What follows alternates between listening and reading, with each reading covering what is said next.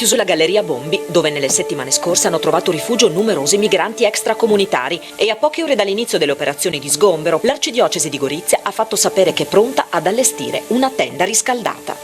Dopo un intervento di sanificazione, a entrambi i lati della galleria è stata collocata una rete metallica alta 4 metri che, riferisce l'amministrazione comunale, dovrebbe rimanere in quella posizione per un periodo di circa 2 mesi.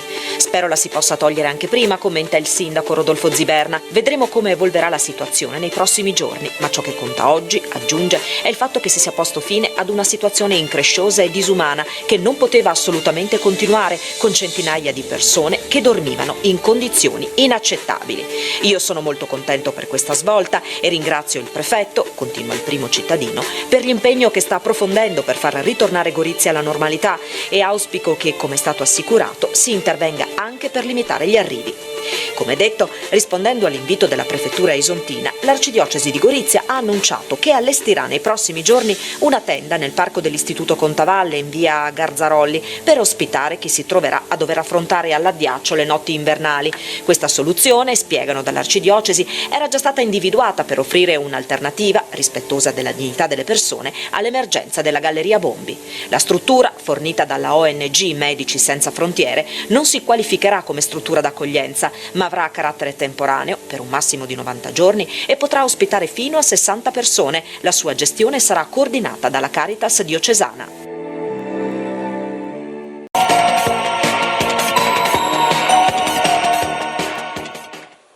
Buonasera e bentrovati a Elettroshock. Buonasera. Buonasera Daniele.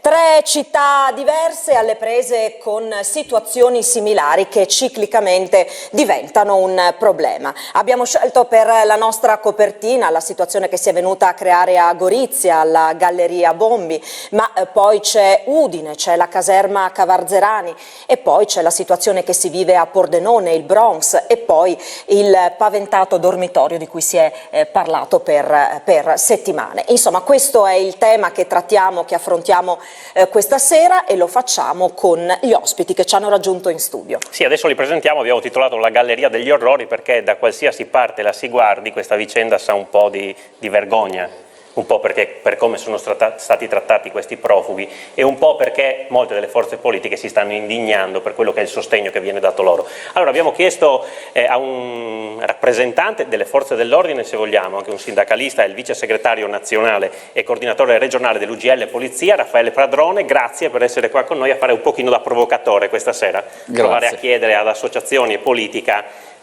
quali sono gli strumenti anche che si possono mettere in campo per risolvere questa situazione. E allora saluto il consigliere regionale di Forza Italia Roberto Novelli. Buonasera. Buonasera al consigliere regionale del Partito Democratico Ennio Agnola. Buonasera. C'è con noi il sindaco di Udine Furio Onsel. Buonasera.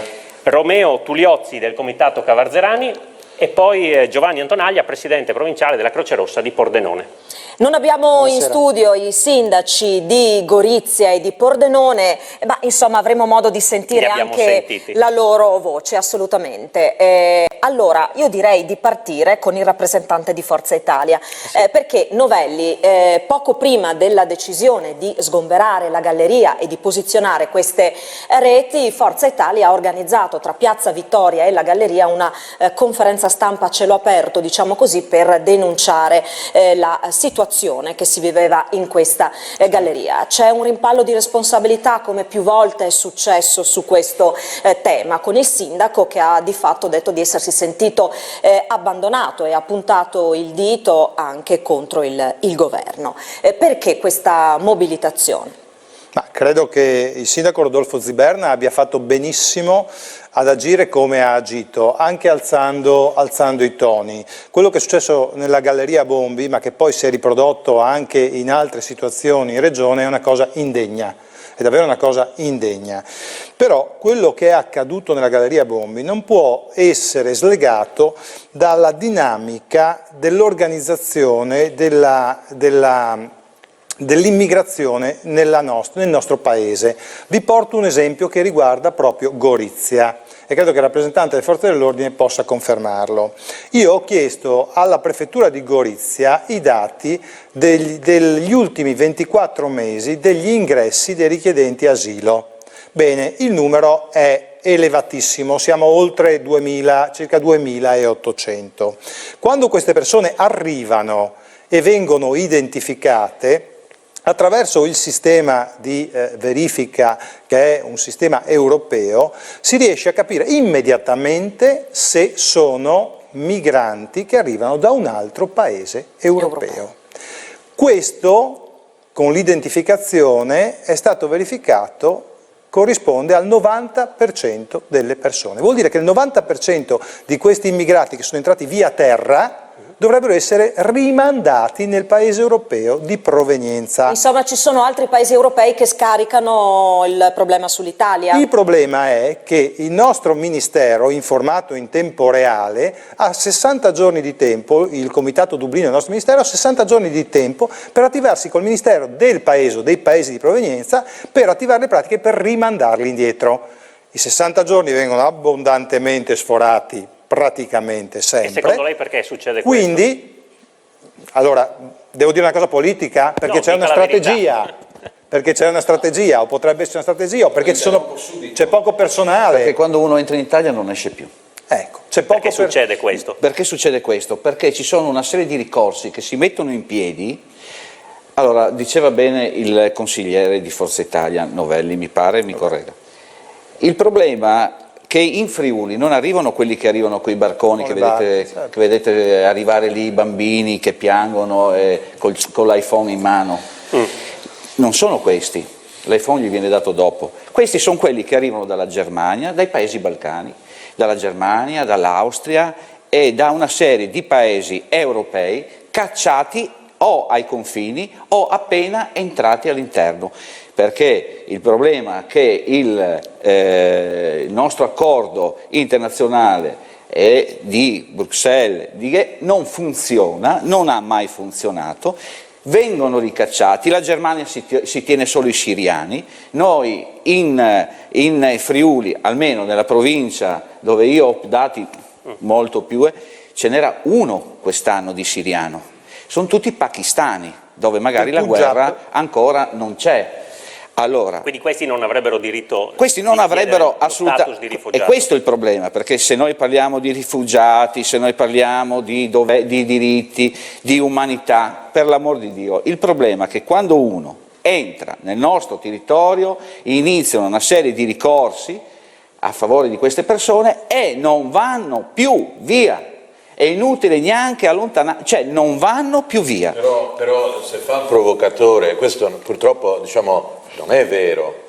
Voglio dire, guardi, sindaco, cioè qui non si può fare affermazioni di questo tipo. Non si possono fare. Cioè non è che non vanno più via, molti vanno. Uno dei motivi per i quali spesso sforano i 60 giorni è che non è facile trovare qual è il primo paese di origine. Sindaco, se lei ha mai parlato, se lei ha mai approfondito questo con coloro che si occupano effettivamente del Dublino, le diranno che molte volte vengono rimandati indietro e che quando si riesce, molto spesso non si riesce a capire da che paese sono arrivati. Molto spesso dall'altra parte. Sindaco, però mi dispiace allora io farò mi dispiace anche a me, evidentemente lei non ha mai parlato con chi si occupa di questo. Mi lasci dire il terzo caso, non creda che dall'altra parte li prendono a braccia aperte, è uno dei motivi per i quali sfora. E comunque se lei fa il bilancio di quelli che vengono, entrano e di quelli che escono, vede bene che è una situazione molto fluida. Sindaco, quindi adesso questo era solo per non semplificare sempre in modo così banale le cose, perché sennò è tutto inutile. Dobbiamo essere reali, dobbiamo essere reali. Appunto, allora, bisogna essere veri, non reali, bisogna dire cose vere, non cose facili da dire. Bene, sindaco, se siamo reali, allora istituite una ma non istituite altre commissioni. Non sono io evito che si creino dei problemi come quelli che lei sono la parte Gorizia. Scusi, lei è la parte politica. Io non sono la parte politica, io sono un sindaco, scusi. Io evito che ci siano situazioni drammatiche come quelle come quelle che si sono verificate a Gorizia. Vi fermo un attimo, visto che avete parlato della commissione, Sindaco, è vero che sarà attivata una seconda commissione a Udine? Questa è una delle decisioni che sono state prese dal governo. Comunque il tema però va chiarito. Su quello che è avvenuto a Gorizia e perché non è stata data una risposta immediatamente anche dal comune. La prima volta che mi arrivarono nel 2014, perché aspettavano intorno alla questura i profughi, e ho mandato le tende della protezione civile, perché non ho lasciato la gente così. E dopo ci siamo adoperati per metterli negli appartamenti, e dopo, visto che ne continuavano ad arrivare da Tarvisio, ci siamo adoperati per favorire l'apertura delle caserme. Ma c'era turnover o quelli che sono arrivati? Prego? C'era turnover o quelli che sono arrivati si sono fermati qua?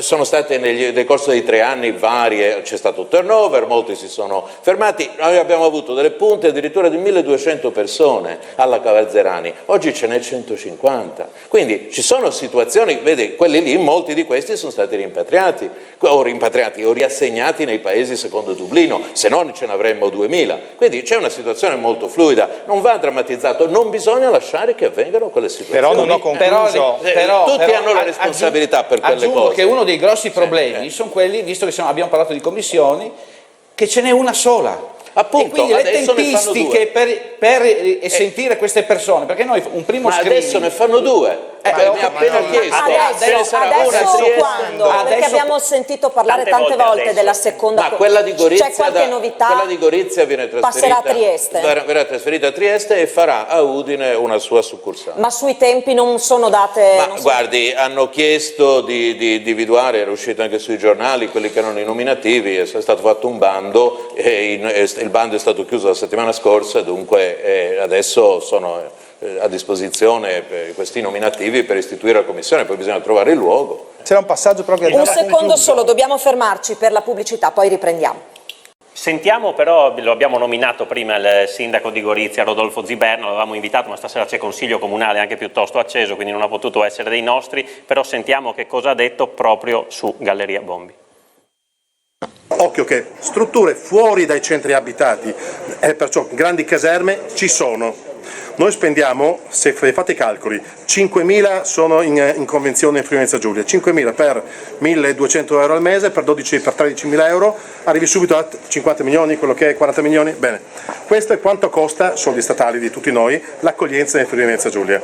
Con una manciata di milioni di euro noi siamo in grado di riqualificare caserme fuori i centri abitati. La nostra commissione riesce in un anno a seguire 2.000 istruttorie, 2.000. Nel Friuli Venezia Giulia abbiamo una media di 5.000 presenti su 12.000 che arrivano in un anno.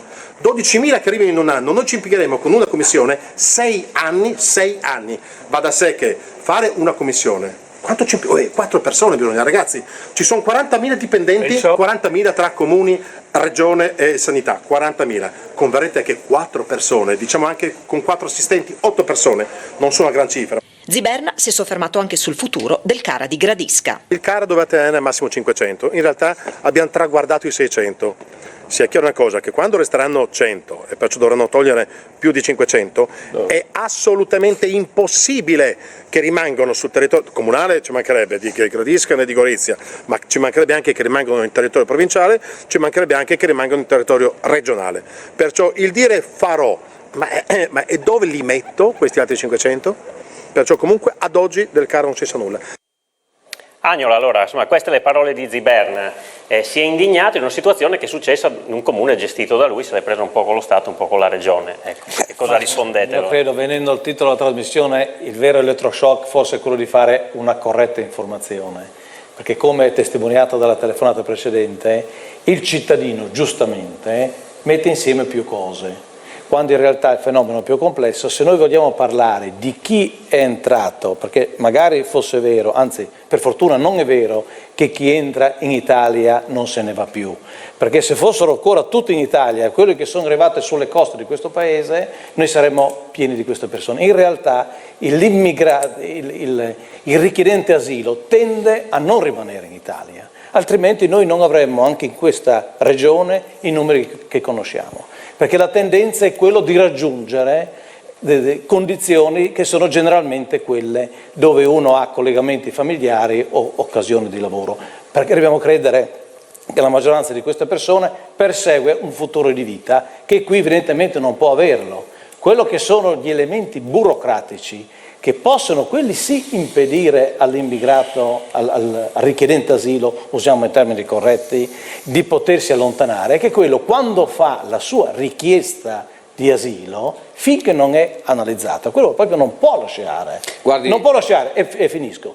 Una volta poi che gli è stata eventualmente rigettata la sua richiesta, lui ha diritto di fare un ulteriore ricorso e le percentuali di accoglienza di queste richieste in generale sono del 50% nella prima fase e di un 25% nella seconda. Questo è il dato, ma al cittadino credo che interessi essenzialmente come la nostra società e in particolare la nostra regione gestisce le persone quando arrivano su questo territorio attraverso una serie di meccanismi di carattere nazionale, ma noi vogliamo dare una risposta in questa regione a chi mette piede in questa regione. E quella condizione di impresentabilità della Galleria Bondi è un dato indegno per chi ci dorme, ma per tutto il resto della popolazione di questa regione, perché noi abbiamo un diritto sacrosanto di vivere in un posto dove noi sappiamo qualsiasi persona dove va la sera a dormire. Ma queste situazioni come si creano? Lo chiedo ad Antonaglia, perché lui, presidente della Croce Rossa, ha fatto tanto e ha lavorato sul campo, quindi perché si creano situazioni del genere? No? Abbiamo citato anche Pordenone, dove voi siete molto attivi, la situazione del Bronx per esempio, di un dormitorio che state cercando. Ma sicuramente si creano perché non c'è una certa fluidità nell'accoglienza. Mi spiego meglio. Io parlo della realtà di Pordenone. Arrivano, si presentano in questura e vengono invitati ad andare a presentarsi presso l'hub per effettuare le visite mediche e le vaccinazioni. Una volta fatto questo tornano in prefettura, terminano il loro iter di identificazione, dopodiché attendono che si liberi qualche posto presso la caserma Monti. Quindi le faccio l'esempio sostanziale di ieri sera. Ieri sera noi tutte le sere diamo da mangiare a queste persone, quasi a tutte. Quante più o meno attualmente? Ieri sera erano 38, il numero sta calando. Erano 38, di cui 35 erano tutti in possesso della documentazione per accedere all'hub. Quindi hanno già iniziato il percorso di accoglienza, mentre 3 sono fuori da qualsiasi tipo di progetto. È anche vero che a Pordenone ce ne sono un'altra decina che non si presentano neanche da noi per consumare la cena, per cui dormono dove capita. E anche queste 38 persone stanno dormendo dove capita. Pensa che sicurezza. Ecco, scusi, quanti giorni aspettano prima di essere collocati? La media prima di entrare... Ha detto un numero, ha detto 38, sì. Solo ieri. Sì. Noi in questura 38 persone non ce l'abbiamo, questa è l'ironia. Ma se avessimo le persone per seguire all'ufficio stranieri, all'ufficio immigrazione 38 persone, sarebbe oro. Questo è il vero problema. Però bisogna anche dire che 38 persone non è un numero, sono 3.000. Quanti giorni aspettano? Primo, allora, non è corretto interrompere, però volevo dire che quello che diceva il... Novelli. Agnola, giusto? Agnola. Non è vero. Mi dispiace, ma non è vero. Primo perché? Perché quelli che riescono a oltrepassare il confine, gliel'ho detto prima, a inizio discorso, quelli che arrivano qua non sono quelli che lei vede sbarcare sulle navi a Mineo, a Reggio. Non sono quelli. Dove vanno? Perché questi qua hanno l'interesse, come diceva lei, di andare all'estero, di andare al nord, ma al nord, siccome la polizia ha un numero diverso di noi, perché solo Udine c'è un poliziotto per 977 abitanti. Lei conosce il numero delle lei sa pattuglie miste sulle frontiere che con l'Austria? chi identifica per la prima volta deve essere rimandato nel paese dove viene identificato? Lo sapeva questo? Qual è il paese? Quindi se sbarcano in Italia certamente devono tornare in Italia. Allora, come si è svuotata la Cavarzerani? Ha ragione lei. Come si è svuotata la Cavarzerani? Le sto dicendo che chi viene trovato all'estero ed è passato, guarda caso, per le coste italiane, deve essere rimandato l'Italia, perché dove è il paese dove è stato identificato. Ma lei sa? Allora scappavano da là, lei lo sa che scappavano. Il problema che abbiamo parlato altre volte sono quelle sanitarie, meno male che è intervenuta la Croce Rossa all'interno di queste strutture, perché forse lei probabilmente non è mai stato a Mineo a vedere come funziona. Ma lascia stare Mineo, parliamo della nostra regione e della nostra provincia. Se lei parla della sua regione deve sapere che questi non vengono da lì. Chiedo scusa, basta guardare. Fermo il provocatore. Anch'io vorrei terminare. Uno alla volta. Che finisce Antonaglia. Vorrei terminare. Ha toccato il tasto della sicurezza. Sì. Io adesso vorrei porre una domanda. È sicurezza lasciare in giro per la città 40, 50, abbiamo toccato anche punte di 70 persone senza un controllo sanitario?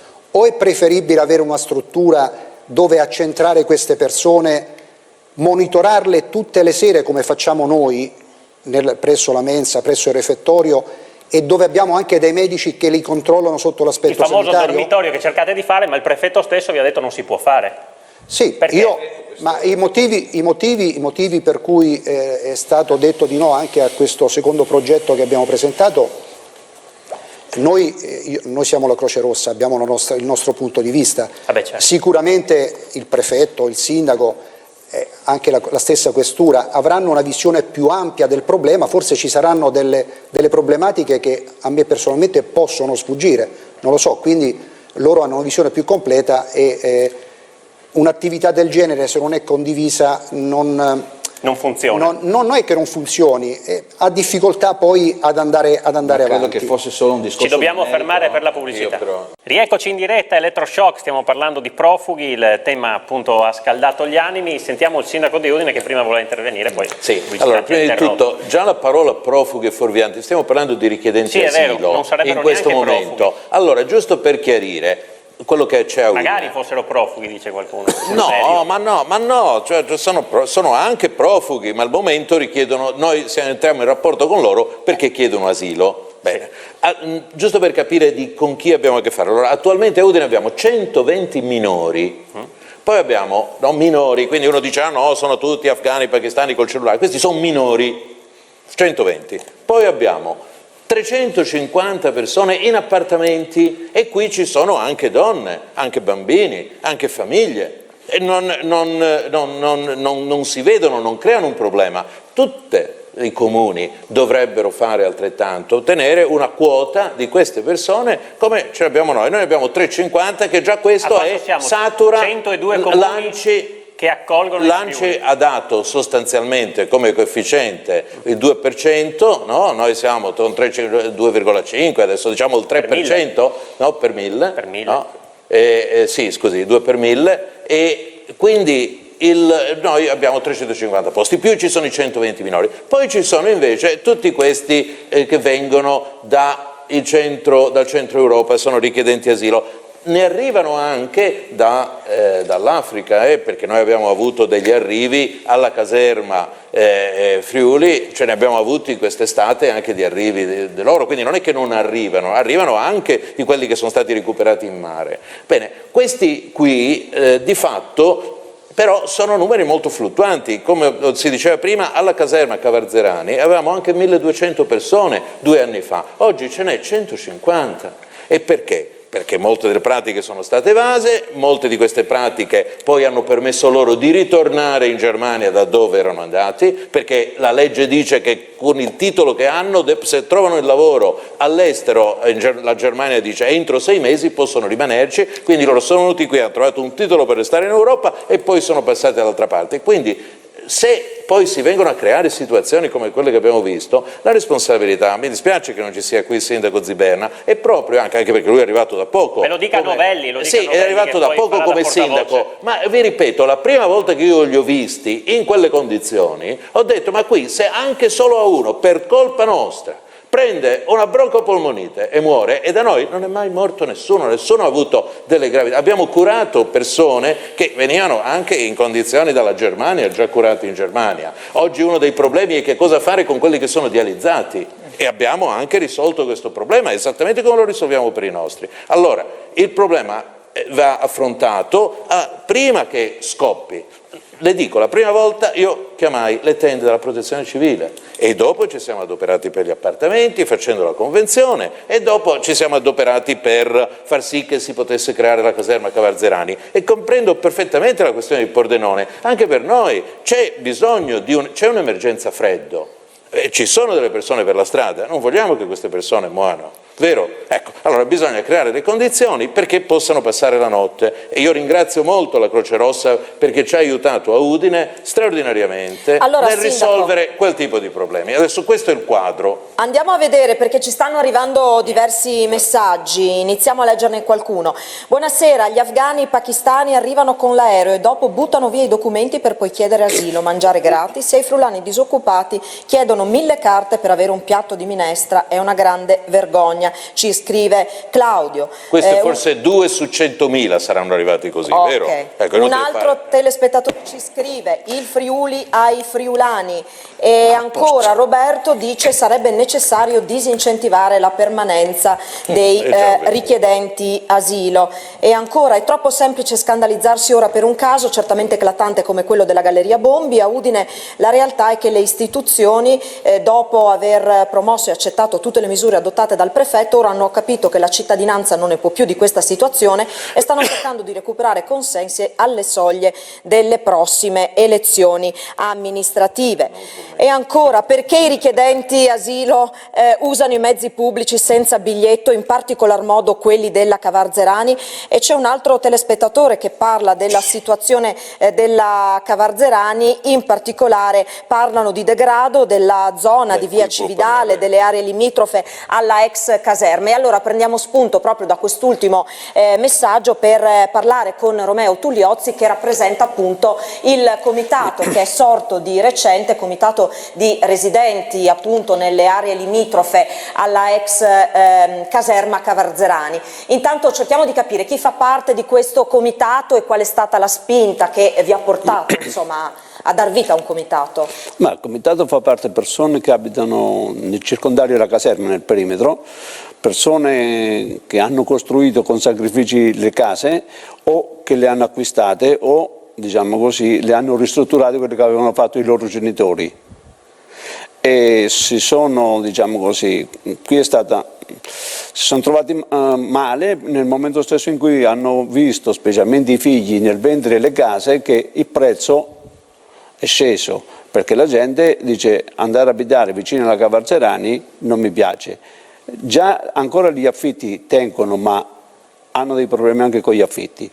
E io, diciamo così, mi sono fatto promotore di questo comitato quando, dopo aver partecipato a una riunione di condominio su delega di un'altra persona, ho visto le difficoltà che c'erano, ho sentito le difficoltà che c'erano, ho parlato con l'amministratore, dico vediamo affrontare l'argomento, poi mi fa vieni in terrazza, vieni a vedere cosa c'è veramente, dice domani o dopodomani, sono andato lì e onestamente sono rimasto male, perché diversamente da chi abita a, diciamo, si c'ha le mura di cinta e non vede dentro, sente i schiamazzi, vede lo stato che ne parleremo insomma di abbandono, ma dei terrazzi si vede un sistema di vita dentro che non è edificante, perché quando delle persone hanno problemi, i genitori gli dice al figlio non andare in terrazza, sono terrazze belle, non potersi godere la terrazza perché vedono delle persone insomma hanno un'educazione diversa da noi, cominciando per i bisogni e quant'altro,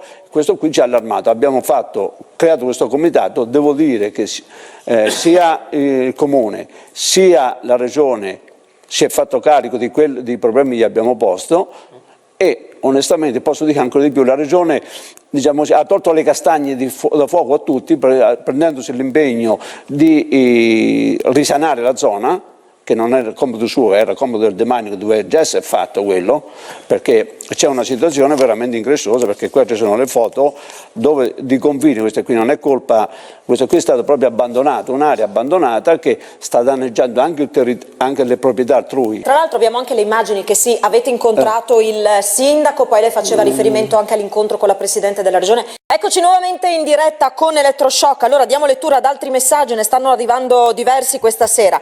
Qualcuno ricorda ricorda che per l'emergenza freddo degli ultimi 2 anni a Udine si è attivata la Caritas con volontari ed energie. Questo insomma a sottolineare quanto si fa. E qualcuno poi ci dice sarebbe giusto fare un plauso all'amministrazione comunale per il lavoro fin qui svolto, i cittadini di Udine ne dovrebbero andare fieri. E poi sempre lo stesso telespettatore fa questa considerazione: prima c'erano i militari, il riferimento è alla Cavarzerani, e i condomini che abitavano nelle aree vicine alla caserma, per loro tutto andava bene. Ora, se le erbe e i cespugli demaniali crescono, non sarà mica causa dei migranti? No.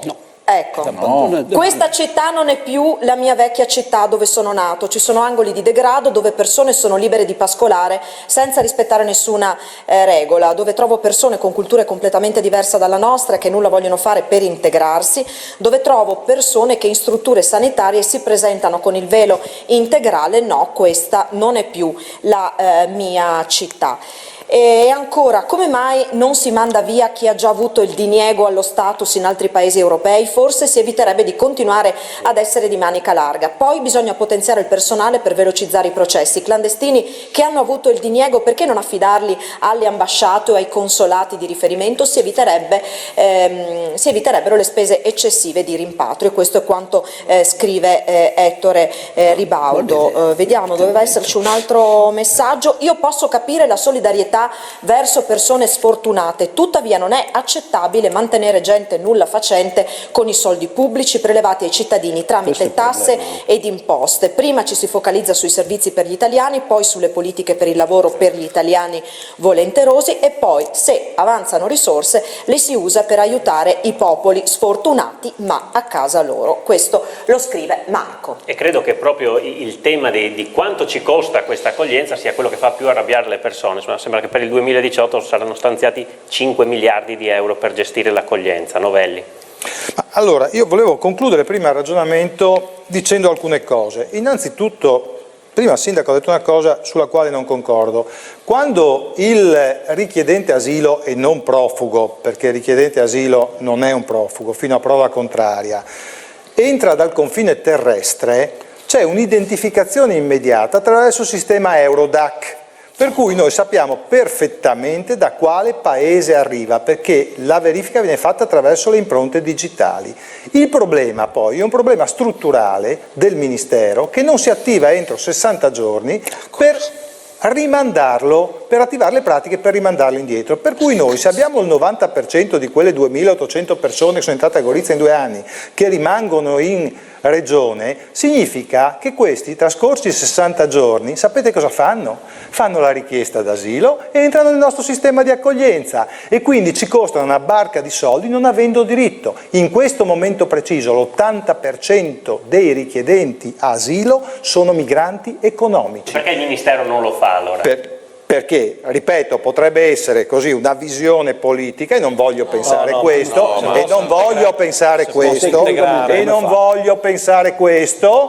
oppure semplicemente una disorganizzazione, un numero di persone insufficienti, quindi che non riescono a svolgere il lavoro. Però fatemi concludere, nel momento in cui noi ce li prendiamo in carico, e quindi poi le commissioni, la Commissione con il tempo riuscirà a dire che sono migranti economici, il 100% di queste persone fa ricorso.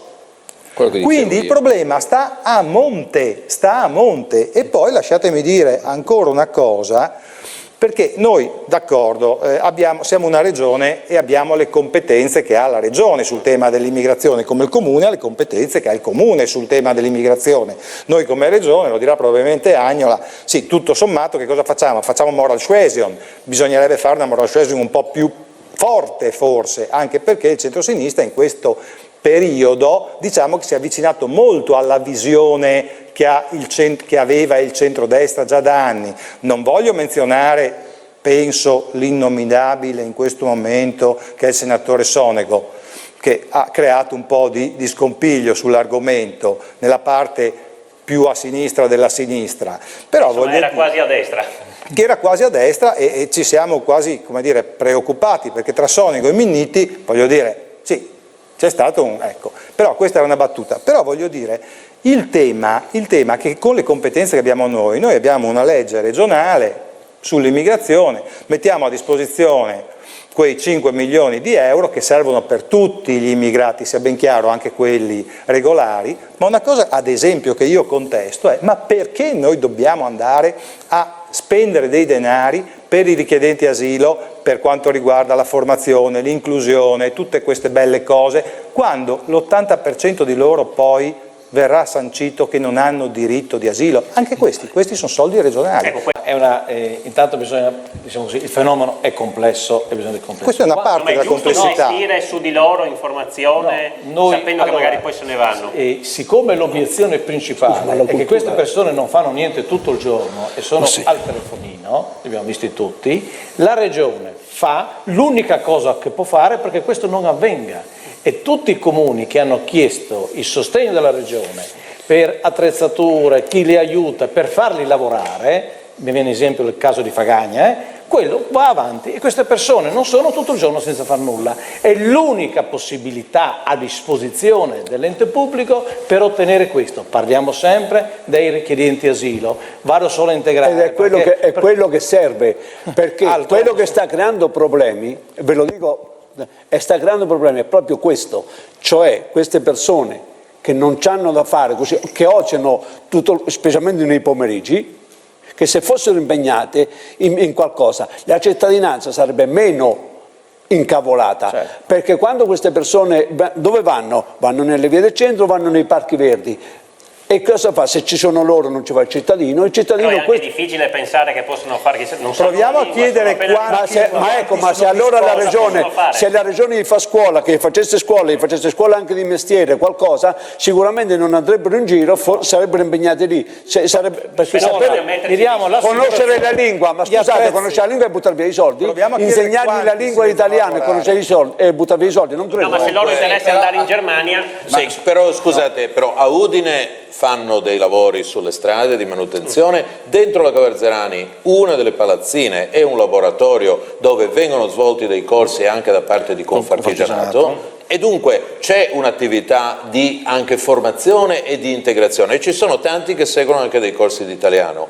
Il problema appunto è che molti di questi poi vengono di nuovo rimandati fuori o una volta ottenuto il permesso tentano di ricongiungersi con le loro famiglie all'estero. Questa è una delle dinamiche appunto che ci sono all'interno dell'Europa, però non è vero che non vengono fatti i respingimenti di Dublino, perché se no avremo ancora 1200 persone alla Cavarzerani, ce ne abbiamo 150. Ma sono dati, dobbiamo non vengo più. No, ancora sono dati. Fermare, c'è la pubblicità. Ma ancora la pubblicità? Ma allora sta pubblicità, che trasmissione è? Della pubblicità o dell'elettroshock?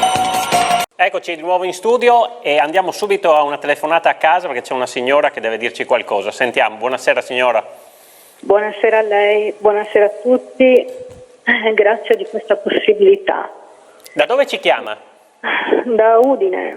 Io sono nata qui 54 anni fa e sono cittadina italiana, amo Udine e voglio credere ancora di ritrovare a sentirmi cittadinanza italiana. Mi voglio rivolgere al sindaco Onsel. Siete bravissimi a pensare a tutte queste persone perché fare del bene fa stare bene l'anima. E io ho perso il lavoro a 40 anni e ho subito un mobbing. Una ragazza russa ha preso il mio posto, non ha testimoniato quello che lei ha visto quando ho subito un mobbing. Mi hanno finita sotto un magazzino senza finestre. Questa ragazza russa è una cittadina italiana. Ho cercato lavoro, sono venuta anche da lei. Sì. Sindaco Onsel, no, ma ho capito la vicenda. Mi dispiace, io sono venuta a cercare lavoro, anche se io ho cominciato a 15 anni, dico a 15 anni, ed era l'unica cosa che sapevo fare. Ecco, quando quando mi trovo una ragazza di colore, io non sono razzista, con la mia carta di identità che mi sorride e mi dice che lei sta lavorando e io no. E quando succede che... Mi scusi, non sento... Allora signora, guardi, abbiamo capito, abbiamo raccolto la sua testimonianza, la ringraziamo per averci chiamato. Adesso si sta chiudendo la Bob Martin e anche metteranno altri 40 dell'Ipobank, forse di nuovo verranno licenziati. Quando però anche una qui persona sente dire 8 milioni di euro al mese, però questi i soldi per i richiedenti asilo però non vengono dati ai richiedenti asilo, questo deve essere chiarito, vengono dati alle cooperative o vengono dati ai padroni di casa che danno gli appartamenti, e infatti molti usano gli appartamenti sfitti che hanno e li danno a disposizione delle cooperative che poi li mettono a loro volta a disposizione, quindi il ciclo sono tutti soldi che rimangono comunque nel territorio, al massimo prendono 2 euro al giorno, con i quali dovrebbero per esempio pagarsi l'autobus, per quello... Allora da un sindaco a un altro, quello di Pordenone, Alessandro Ciriani, che abbiamo sentito. Per quanto riguarda il problema profughi, a che punto siamo? Il dormitorio si fa? Non si fa? A che punto siete? Il dormitorio non si fa non perché lo dica solo il sindaco, ma perché lo dicono anche le altre istituzioni come il prefetto e il questore. Pordenone è già un grande dormitorio, di fatto aspettiamo più di 400 richiedenti asilo, senza contare i minori stranieri che abbiamo in città. Aprire un dormitorio in questo momento significherebbe richiamare altre persone, quindi dover rincorrere costantemente l'emergenza. Garantiremo l'emergenza freddo per quanti si sentono male, ma la vera ricetta, la soluzione, al di là delle speculazioni politiche e ideologiche, è quello di fare in modo che i comuni, migliaia di comuni italiani che oggi non aprono le loro porte, lo facciano. La soluzione radicale sarebbe quella di bloccare questi flussi anomali. Noi non abbiamo gente che scappa dalle carceri libiche o dalla guerra, abbiamo centinaia e centinaia di pakistani che sono respinti dagli altri paesi europei, che prendono l'aereo magari a Teramo, a Malpensa, e poi guarda caso arrivano a Pordenone. Un flusso anomalo che ha suscitato l'attenzione anche di un senatore Sonego di MDP, quindi non di destra, che ha attenzionato la magistratura su questo fenomeno di richiamo. Noi abbiamo già dato, è bene che diano altri, ma soprattutto è bene che il governo incominci a mettere in campo degli strumenti efficaci per bloccare questi flussi e consente ai sindaci di avere degli strumenti operativi, altrimenti non ce l'abbiamo. La questura di Pordenone è ridotta all'osso, la regione una mano con la forestale non ce la dà, non possiamo affrontare questo fenomeno solo con la polizia municipale. Quindi voi avete chiesto anche dei rinforzi a livello centrale, di governo centrale? Guardi, è dovuto andare il sindaco, c'è sottoscritto a parlare col capo di gabinetto del ministro degli interni per chiedere un rafforzamento, un irrobustimento dell'organico della questura di Pordenone, la quale spesso ha una sola volante per turno, ha tagliato più di 200 ore di turni di volante da luglio ad oggi, ha un'età media molto alta e soprattutto subisce questa presenza di immigrati che stanno soffocando la questura per le pratiche burocratiche. Paghiamo 5 miliardi di euro all'anno per garantire vitto, alloggio, barbiere, tempo libero, stireria e lavatura a tante persone che dovrebbero invece essere rimpatriate in Pakistan, che è una potenza atomica e non un paese da cui invece si scappa. Ecco Antonaglia, insomma, il discorso dormitorio a Pordenone, voi ci state ancora lavorando però, se non a Pordenone in un comune limitrofo? No, noi no. Non stiamo lavorando perché dopo l'incontro avuto in prefettura anche con il sindaco e l'assessore alla sicurezza, come premessa si era detto dobbiamo condividere questo progetto, altrimenti non vogliamo noi come Croce Rossa rivivere quello che abbiamo vissuto nel mese di luglio, quando ci è stato bocciato il primo progetto in via Rotate, poi insomma l'insurrezione anche da parte dei residenti vi hanno fatto abbandonare quel progetto. Quello poteva avere anche una logica secondo il mio punto di vista, perché era in città, ma questo progetto presentato in quest'ultimo periodo era per poche centinaia di metri, ricade nel comune di Pordenone, è in una zona dove non è abitata, vicino alla Monti. Vicino alla Monti e vicino alla struttura dove vengono a cenare. Intanto qua stiamo vedendo proprio le immagini dei pasti serviti dalla Croce Rossa proprio nella struttura vicino alla Monti. Per cui sarebbe stata interessata soltanto quella zona. Però, ripeto, quello che ho detto prima, probabilmente questo diniego deriva dal fatto che loro sono a conoscenza magari di altri aspetti che a me possono sfuggire. Ho lasciato finire proprio per questo, ho sentito il sindaco che ha parlato... Dava dei numeri anche sulla polizia. Dava dei numeri sulla polizia e quindi devo assolutamente dire questo. Prima ho dato un dato, 976, questo dato risale, Sindaco, risale al 31 dicembre 2014, quindi quando ancora si respirava. Oggi Pordenone, sì, a quella data Pordenone contava un poliziotto per 1098 abitanti.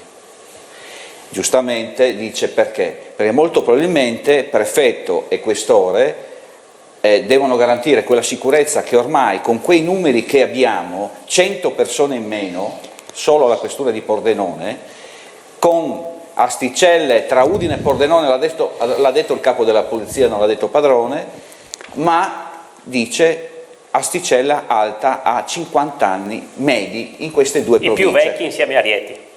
Ok? Quindi parliamo di una situazione che, ahimè, ci vede costretti a far girare questa macchina H24, ai tempi miei ce n'erano 3 e all'interno c'erano 3 uomini. Oggi c'è una macchina a turno, quindi... Chiedo...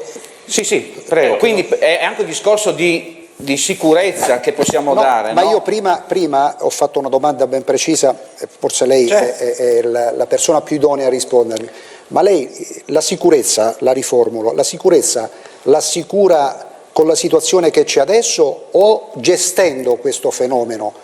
Monitorando queste persone, controllandole sotto l'aspetto sanitario. Ma questo l'abbiamo fatto anche con la vostra collaborazione. Se lei si ricorda, abbiamo chiesto. Ma certo, noi siamo ho fatto venuti. Una lettera al mio questore dicendo: questi non possono avere contatti, siccome questi arrivano lì alla mattina e dopo sappiamo da dove arrivano, ma all'inizio l'aspetto sanitario e quindi la protezione dei colleghi che sono quelli che hanno contatto con queste persone, non a caso qualcuno di queste persone poi nel corso vengono portati in ospedale e gli viene trovata magari una malattia, è successo a Pordenone, quindi perché il collega si deve sentire in paura di parlare con queste persone? Ecco che allora il discorso, noi l'abbiamo fatto con voi questa cosa, vi abbiamo chiesto il supporto, le tende, si ricorda anche negli siamo anni venuti passati, abbiamo messo un posto medico avanzato. Esatto, questo nessuno lo toglie, ma il problema è che, l'ha detto anche il sindaco, se ne abbiamo già 900 e passa, quanto ha detto il sindaco è un numero che mi riguarda poco sotto quell'aspetto, ma dice, credo di aver capito così, ci sono altri comuni che potrebbero accettarla e non magari le parrocchie, perché se 100 dormono davanti alla questura, faccio un esempio, e qualcuno dice mandiamolo nelle parrocchie, ma dormono in un'altra via, il numero non cambia delle persone che girano per Pordenone, così Udine, così Trieste, così Gorizia, insomma, voglio dire. Quindi, si tratta però di dare magari un'accoglienza decente a queste persone, al di là. Certo, se è Pordenone. Però scusate, sono due problemi diversi. Uno è che gli organici della polizia, come dei vigili, come purtroppo di tutti i dipendenti pubblici, per colpa anche di una parte politica che ha chiamato sempre fannulloni i dipendenti pubblici, no? E che con questo è anche riuscita a vincere, ormai sono ridotti all'osso e fare dei concorsi è stato sbloccato soltanto quest'anno. Se noi riusciremo soltanto forse quest'anno finalmente a poter avere dei vigili in più, ma molti hanno vinto campagne elettorali dicendo che i dipendenti pubblici erano fannulloni. Oggi tutti si rendono conto che forse abbiamo bisogno dei dipendenti pubblici. E allora questo è un discorso. Questo è un discorso sugli organici. Altro discorso è usare, strumentalizzare questo fatto per dire allora di questi non ce ne occupiamo. Sentiamo Novelli. Sì, sindaco, lei ha perfettamente ragione. Purtroppo, visto che tutta questa pubblicità, vi potete anche permettere di far venire anche un ministro qua, perché questi giustamente non sono al governo. Io dovevo dire questo, oltre gli organici che non dipendono dal sindaco, perché io devo chiedere, sindaco, lei ha fatto come il sindaco di Pordenone che è andato a chiedere, non lo so, questo, ma io penso di aver risolto problemi molto più seri, molto numericamente, proprio usando e sfruttando la Caritas, la Croce Rossa, le associazioni di volontariato in qualche modo supplendo. Devo dire che con la questura di Udine, con il questore abbiamo un ottimo rapporto e ha sempre anche controllato, e se lei parla di sicurezza, i reati, come vede, nelle nostre province sono diminuiti. No, non mi dica, non mi parla. E allora di cosa possiamo parlare? Scusi, se non parliamo di dati. Sentiamo i dati di Novelli. No, io voglio dire solo una cosa. Allora, ho cercato di dire delle cose senza fare né demagogia né populismo, spero. Allora, però c'è un dato che è chiarissimo a tutti. Noi abbiamo proposto a queste persone che arrivano da altri paesi il famoso welfare all inclusive, cioè vieni qua che comunque qui qualcosa troverai. Dopo glielo spiego perché. Il risultato è questo, ma il risultato attuale è anche figlio di una propaganda e di una politica che non è del centrodestra, che ha sostenuto questo tipo di attività, tant'è che solo adesso si stanno riconvertendo, perché si accorgono di non riuscire più a gestire il fenomeno. Non capisco anch'io perché il tema, scusate, siccome abbiamo parlato prima del reddito, siccome abbiamo parlato prima del reddito di inclusione, i cittadini della nostra regione italiani sono leggermente inferociti perché sanno che questa misura, che è giusta per affrontare il tema della povertà, ma andava per quasi il 50%, in alcune zone anche di più, a cittadini che non sono italiani, quando la presenza nella regione avete parlato voi del reddito di inclusione prima. Allora, però quello che volevo dire a conclusione, scusate, credo che sarebbe stato giusto anche dire due cose sul sistema SPRAR, dove, e concludo, è il caso comunque di ringraziare, mi sento di farlo, il Fabio D'Andrea, che è il referente ANCI dello SPRAR della regione Friuli Venezia Giulia, insieme alla Croce Rossa. Questi sono due elementi molto importanti che vanno tenuti ben presenti. Siamo tutti d'accordo. Fermiamo per l'ultima volta. Pubblicità. E poi andiamo a chiudere con questa puntata di Elettroshock, a tra poco. Eccoci di nuovo insieme, abbiamo davvero pochissimi minuti da trascorrere ancora insieme. Allora, abbiamo cercato di leggere la maggior parte dei messaggi che ci sono arrivati, non siamo riusciti a farlo con tutti, ci scusiamo per questo. Pakistani e afghani non sono considerati profughi in molti paesi europei e i giornali inglesi consigliano di andare a Udine, che lì si ottiene facilmente asilo. Questo ce lo scrive Mario da Udine. E poi vi leggo quest'ultimo messaggio: io, cittadino italiano munito di carta d'identità, per firmare un documento presso il consolato thailandese di Venezia sono obbligato a fare il passaporto per essere riconosciuto in suolo thailandese in Italia. Oltre a ciò, 2 mesi per l'appuntamento in questura per presentare i documenti, struttura oberata dalla gestione degli stranieri. Questo ci scrive Marco. Insomma, è un po' la burocrazia. Tuliozzi, lei so che ha una teoria particolare sul fatto che secondo lei non c'è carenza di forze dell'ordine. Come si potrebbe, velocissimo, 30 secondi, risolvere il problema? Ma la carenza si potrebbe perlomeno alleviare, diciamo così, facendo fare ai poliziotti, carabinieri, finanzieri il loro compito istituzionale, cioè garantire la sicurezza sulla strada, fare indagini e impiegare personale civile, come sarebbe stato dovuto fare al suo tempo, a fare lavori burocratici. Si recupererebbe tantissimi uomini in polizia, nei carabinieri, che ancora ci sono tantissimi che fanno servizio burocratico, nella finanza non ne parliamo, e sa quanta gente andrebbe in strada? Anche nei vigili urbani, che ce n'hanno tanti. Basta non mandare in strada quelli di 50 anni e poi di non chiedere soprattutto personale al sindaco, che già ne ha poco. A 50 anni le dico una cosa: quando mi sono andato io nel 72, gente di 63 anni che si erano dovuti sposare tardi facevano le scorte con me sui treni antiterrorismo, e se lo facevano all'epoca 48 ore, 24 all'andata e 24 al ritorno, perché si andava da Trieste a Roma, andata e ritorno, 2 notti di seguito. Oggi la vita è più lunga, mi creda, se riesce a fare certi servizi, non sull'autostrada Tarvisio-Amaro, ma in città si riesce a farlo. Va bene, grazie allora a tutti i nostri ospiti. Avevamo promesso che avremmo chiuso l'orario. C'è una cosa da dire, ripeto: in Italia è l'unico paese, ed ecco il trucco. Perché allora voglio la replica. Lei forse il sindaco ha capito? Ha capito, c'è l'asso della manica. Solo in Italia. Lo teniamo per la prossima volta. Va bene? C'è un articolo perché non si va via dall'Italia. Non è vero. Ve lo dico nell'orecchio, lo dico ad alta voce. C'è un articolo della Costituzione. Esatto, in Italia c'è la protezione sussidiaria che in altri paesi non esiste e dura 5 anni. Cioè? Uno basta che dica, ma che altri paesi hanno altre pakistano, se torna nella provincia sua c'è la tribù che lo vuole ammazzare, lui non viene, no, però può non essere possiamo mandato trattare via, temi che riguardano sussidiaria viene 5 anni e tu non vai più via. Ma non si può dire questo, ma non si può in chiusura. Dice la verità, non i sindaci. È una ravvisazione. Facciamo replicare brevissimamente il sindaco, poi basta, poi chiudiamo. 30 secondi. E date leggi speciali alle forze di polizia, non i civili o cosa. Tu Liozzi sei stato sindacalista 30 anni. No, adesso manca solo che apriamo la disputa tra sindacati.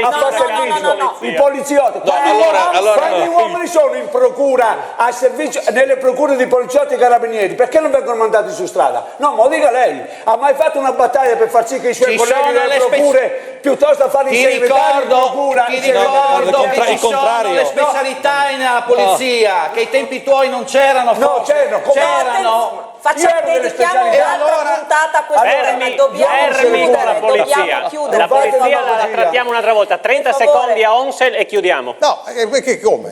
Perché? Cosa è successo? 30 secondi. Allora, decido io, si chiude linea a Friuli Economy. Buonanotte a tutti, grazie ai nostri ospiti, buonanotte.